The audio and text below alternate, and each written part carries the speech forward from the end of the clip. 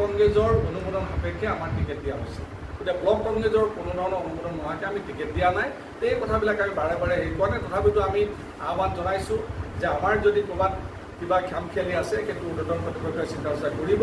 কিন্তু এটা কথা স্পষ্ট যে আমাৰ এই জিলাত আমি যেনেধৰণে নীতিগতভাৱে আমি কৰিছোঁ, কিছু অভিযোগ কাৰোবাৰ থাকিবই, সেইবিলাক আমি আমাৰ দলৰ মাজত আমি আলোচনা কৰিম। কিন্তু আমি সম্পূৰ্ণভাৱে নিয়াৰিকৈ দিয়াৰ এটা চিন্তা চৰ্চা কৰি আমি আগবাঢ়িছোঁ। ধন্যবাদ।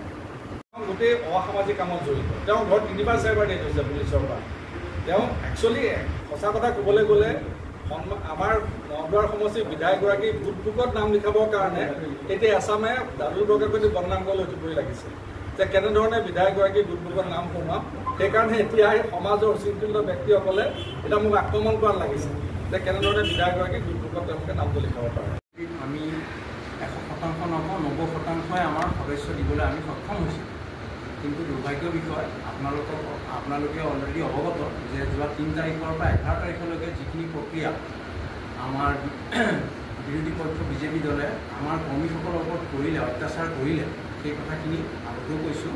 গতিকে আজি দিনটোত নগাঁওবাসী ৰাইজক কথা ক'বলৈ লাজ পাইছোঁ আজি তাৰিখত। গতিকে এইসকল ব্যক্তিকো আমি ধৰা নাই, কিন্তু তেওঁলোকৰ যিবিলাক গুৰু আছে, তেওঁলোকৰ যিবিলাক শিক্ষাগুৰুৱে তেওঁলোকক ব্যৱহাৰ কৰি আছে, গতিকে সেইকাৰণে আমি তেওঁলোকৰ ব্যৱস্থাৰ বিপক্ষেও আইনী ব্যৱস্থা ল'বলৈ আমি ইতিমধ্যে ৰাজি হৈছোঁ।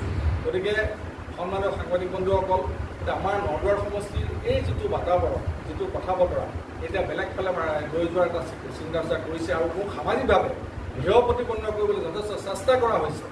আজি মই নকওঁ মই এগৰাকী জনপ্ৰিয় যুৱক হিচাপে, কিন্তু মোৰ কথা বতৰাবিলাক নগাঁৱৰ সমষ্টিৰ ৰাইজে জানে, মোৰ কথা বতৰাবিলাক মোৰ গাঁৱৰ ৰাইজে জানে।